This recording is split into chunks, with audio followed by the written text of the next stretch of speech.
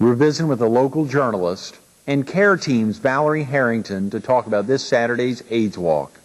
Coming up next on Carolina People.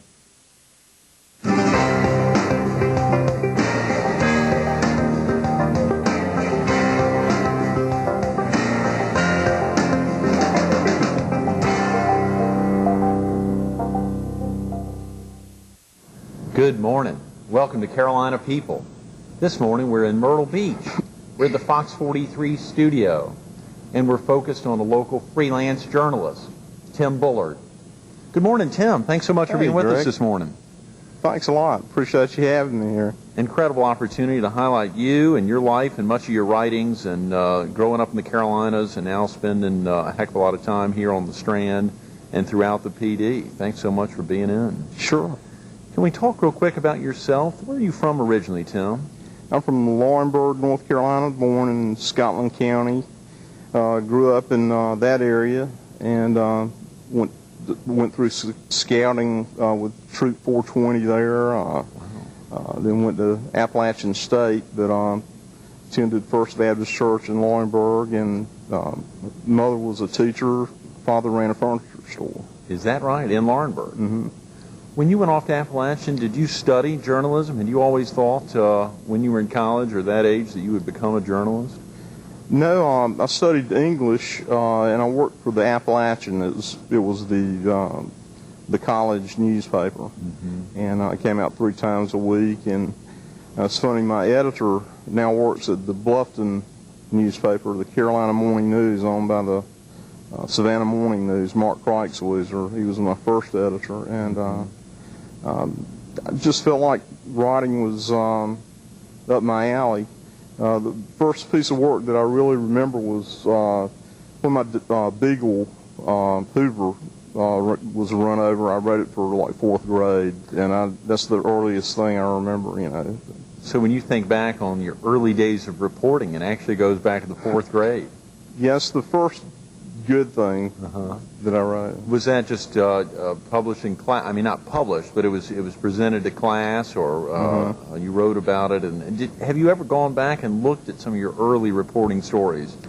Yeah, the scrapbook that I kept from the Appalachian was pretty neat. Mark was a good editor. I interviewed a woman, an artist at the school, who did an art exhibit on just listing the names of every person she had ever met in her life. Also, I covered a story of the big, on top of Howard's Knob, the mountain there in Boone, was a large energy-creating fan that was on top of the mountain.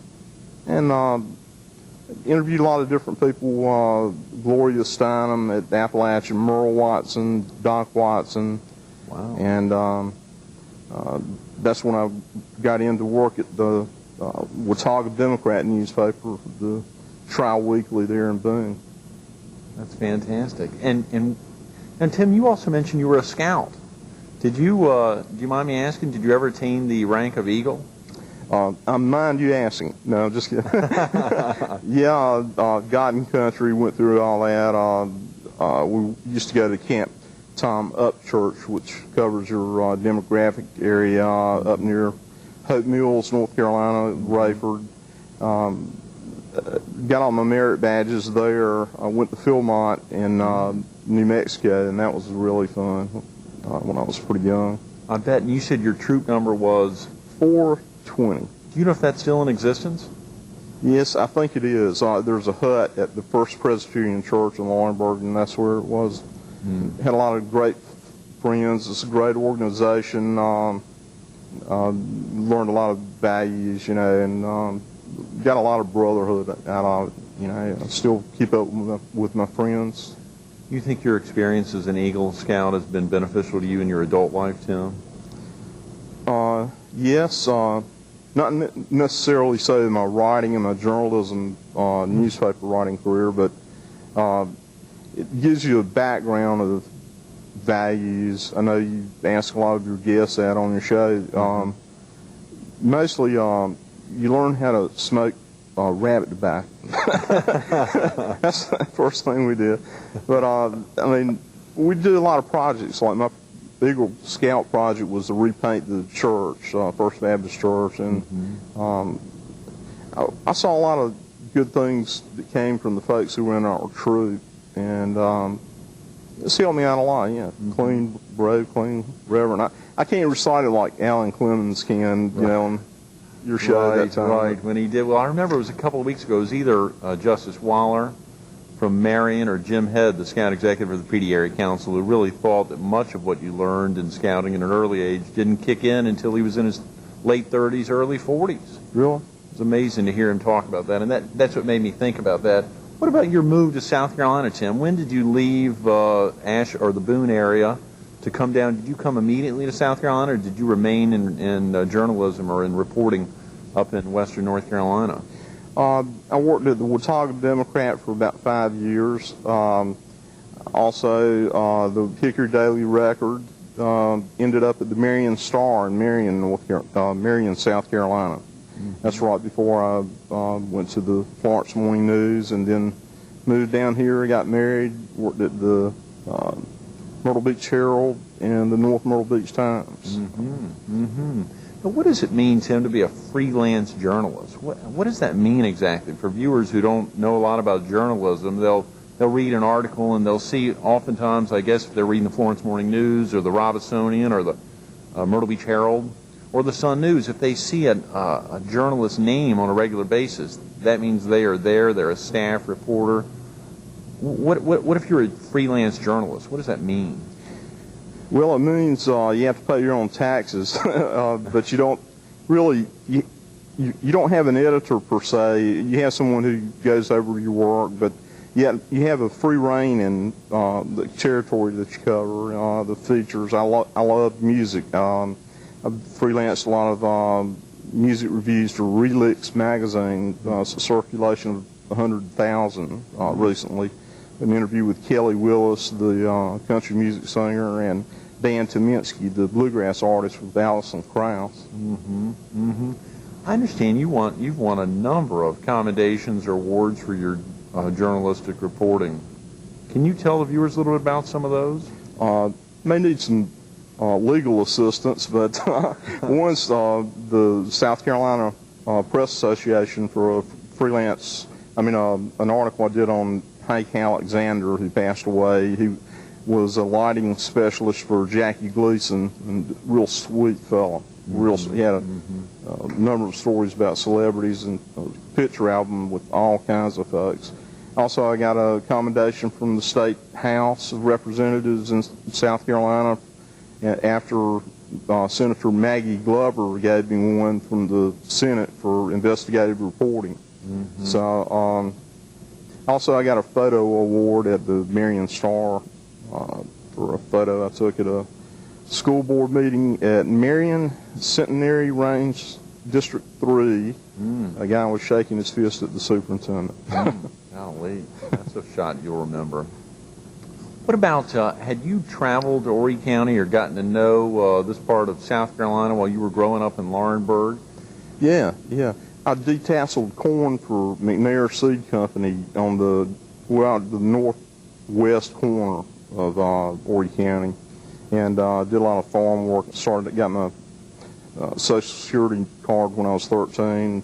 Went to work. Mostly I worked at my father's furniture store, but we came down every summer to Crescent Beach at the cottage. And it's funny, my father was in the first Gator Bowl game for Wake Forest. It turned out that his neighbor at the beach played for the Gamecocks in that same game. I think Wake Forest won 26-14 or something. You're kidding. What year was that, Tim? Do you remember? Around 46 or so, you know. What's that? Have you ever done any reporting, for instance, on family members, or have you ever gotten real close to the vest when you've been doing reporting stories, other than the beagle that was run over? Yes, at the Appalachian in the school newspaper, I interviewed my mother once, and I remember you asked me if I'd interviewed any celebrities. Also, I interviewed a slew of those, especially down here, but a lot in Boone, and mostly the one on my mother was pretty close. And some of the celebrities you've interviewed, Tim? Let's see, Charles Corral. Doc and Merle Watson, Greg Allman, Am I correct that you interviewed a local North Myrtle Beach celebrity? Vanna White, Yeah. an interview in Sandlapper magazine. The editor, Ada Rogers, was kind enough to purchase that story. And just a lot of other different folks. I've freelanced an article to a racing magazine about a NASCAR driver who drives a school bus in this county. Is that right? Do you have any family who works with you currently on any articles, Tim? No, got a brother that's a doctor, brother that's a lawyer, and my wife pretty much goes over the stories that I write for the Catholic Miscellaneous, the statewide Catholic newspaper. Been freelance for them for about 7-8 years now, and I've got a story in this week's paper on the dedication of the new educational wing at St. Michael's in Garden City. But so I know the PD pretty well. I mean, I used to go to junior senior proms at in Marlboro County at school there in Florence. You know, working in Florence, I knew the area. Did a feature story on Blenheim Ginger Ale Company south of the border. Tim, do you think it's more difficult to do work as a freelance journalist than actually being associated, as you've been in the past, with the Marion paper and the Florence Morning News? Yes, it's hard. And Greg, it's hard these days. I've been dealing with PRT. Chad's got his work cut out for him, because I'm getting reply query letters from publishers saying they don't want a travel piece from South Carolina. You know why? No. It's because of a flagpole in Columbia and the thing that's flying on that flagpole. I got a rejection from Essence magazine last week, but I'm trying to break into the travel market more, and got an article I'm working on for Charleston magazine right now on the rebuilding of the soup kitchen that burned down in Charleston. Wow. Tim, do you have a website that highlights some of your writings, Tim?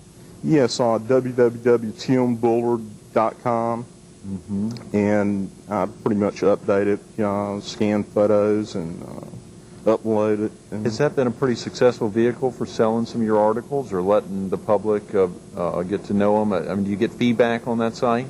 Yes. I use the Writer's Market Guide. Get a lot of play. I've got about 10,000 hits so far, and it really is a good interactive tool or resume for a writer. That's fantastic. Tune in to timbullard.com. Learn about a local freelance journalist whose writings are recognized around the country. Tim, thanks so much for being with us this morning. Thank you, Greg. Absolutely. Stay tuned to more Carolina People coming up next.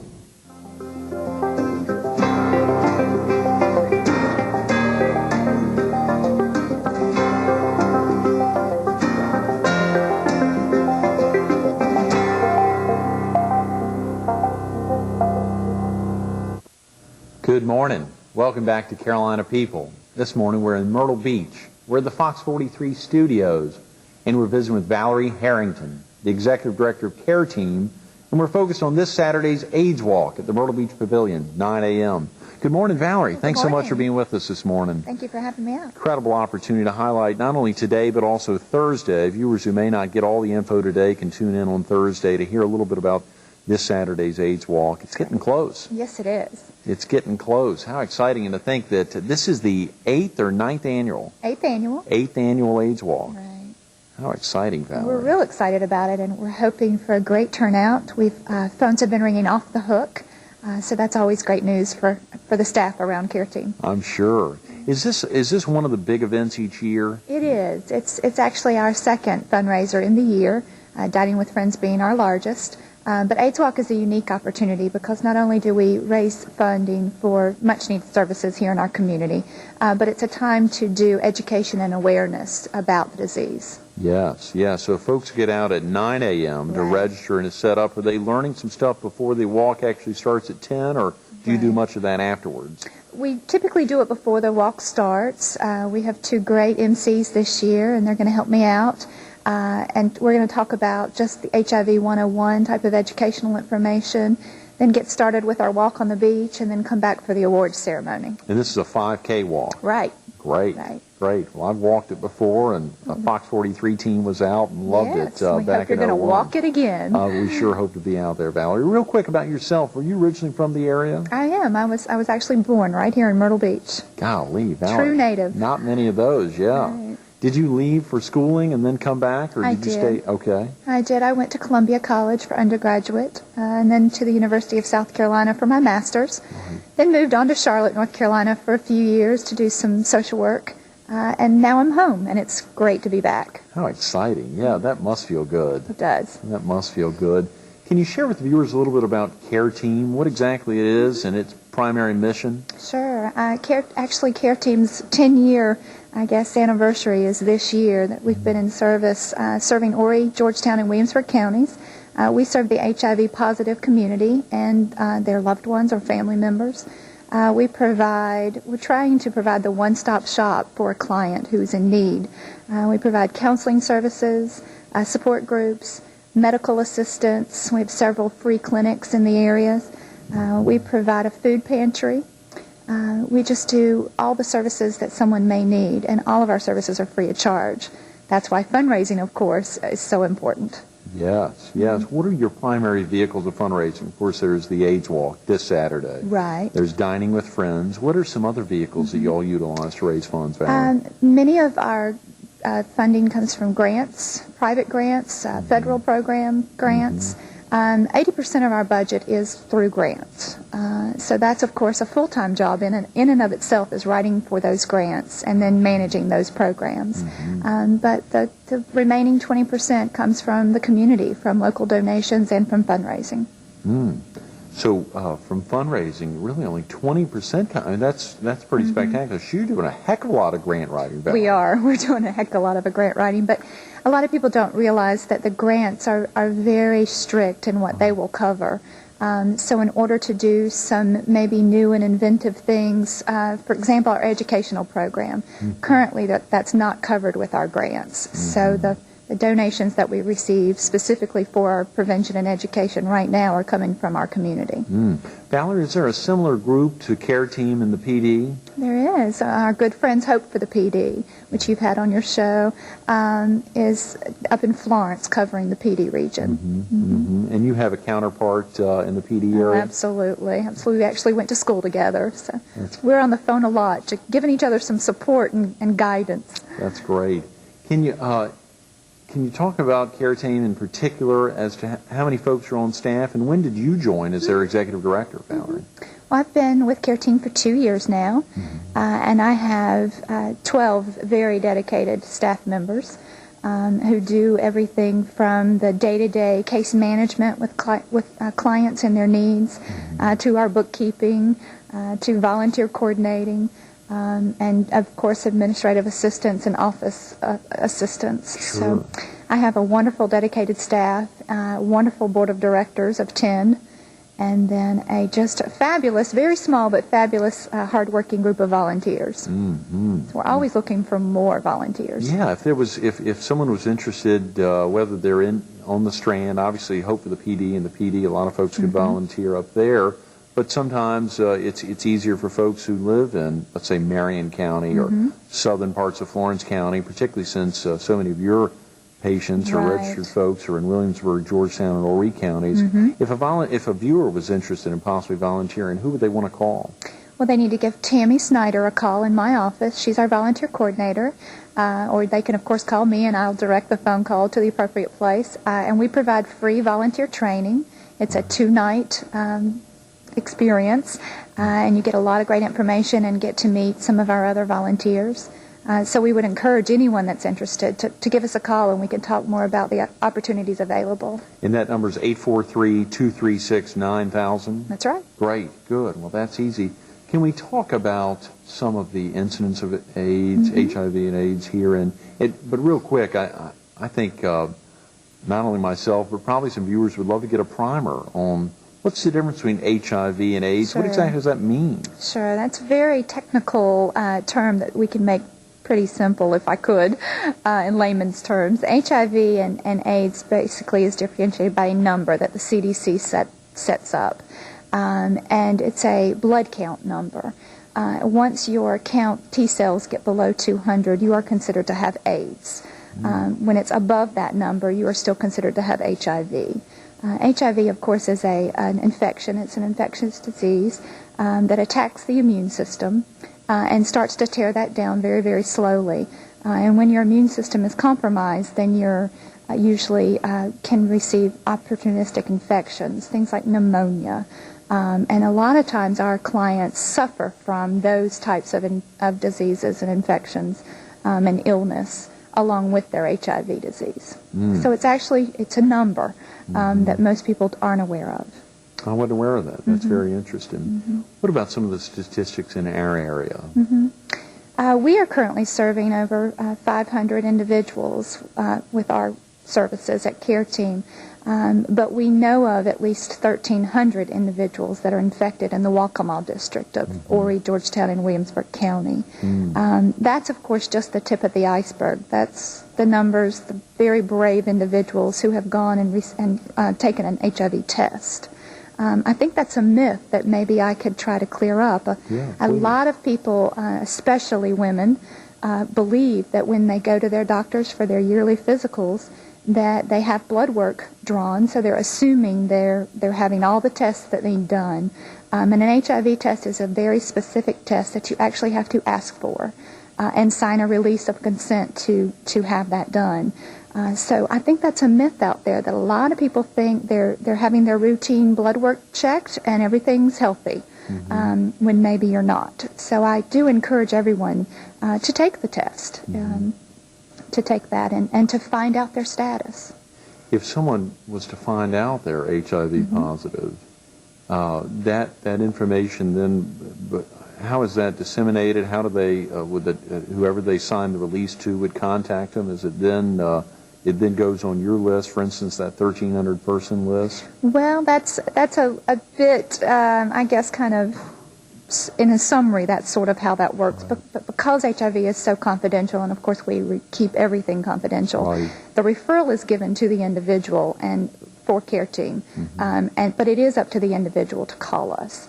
A lot of times, the doctors and the nurses that are doing giving the results to the client will sit down with them and call us together, because it's a very, as you can imagine, it's a very emotional roller coaster when someone finds out they're positive. So a lot of times they sit down with them, call us, and then of course we sit down on the phone with them, or even go to their doctor's office or wherever they may be to talk to them about it, to try to reassure them, to give them some information. Is the rate of HIV infection in our area on the rise, Valerie, or has it pretty much stabilized? No, I wish I could say it's stabilized, but no, it's absolutely on the rise. And we're seeing a new trend in two different age groups that are most disturbing. All HIV new infections are alarming, but when you're talking very, very young children, it gets even more scarier for me to think about. The two new infections right now are in the age groups of 13 to 24, women, and also women age 55 and older. Wow! In our area. So we are seeing new infections. Are those the groups with the greatest? Those are the groups with the greatest increase. Right. Are the and the groups that you said 13 to 24 and young women? Correct. And I believe that the reasonings behind that, a lot of times they don't understand the risks involved. It could be from unprotected sex. It could be from sharing needles with getting a tattoo or body piercing, which is so very popular in that age group, but a very risky behavior. So I believe they're just not aware of the risks involved, and that's why we're seeing new infections. And what type of intervention are you or Care Team doing for these groups, Valerie? I mean, how do you communicate to that 13 to 24 age group, and then the 55 plus, was it, and older right. women? Well, we're actually trying to do that with new programs that we've started in the past 6 months with our outreach and prevention program. We are doing educational seminars and workshops and health fairs. Almost every Saturday we are at a church doing health screenings and talking about HIV, just basic HIV 101 information. We are doing a lot of contacts of that sort to try to get this message out, to educate others about this disease. Right. And with the 55 and older age brackets, we've been invited to the Senior Center here locally to do speaking engagements, which was a lot of fun. And we're always offering our services to faith groups, to men's clubs, to civic groups, to just try to get the message out there.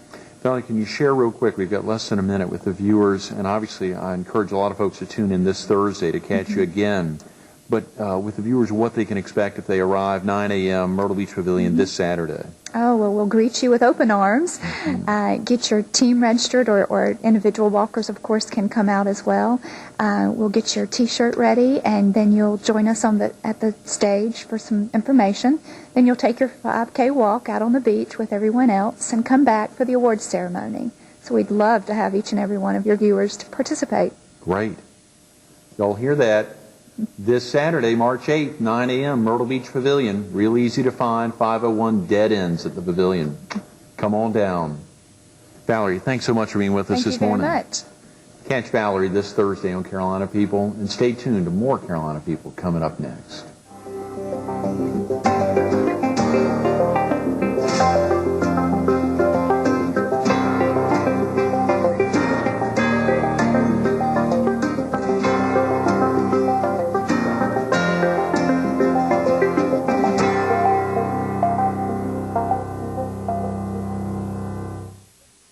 We want to thank Tim Bullard and all the staff and volunteers of Care Team for making today's Carolina People so special.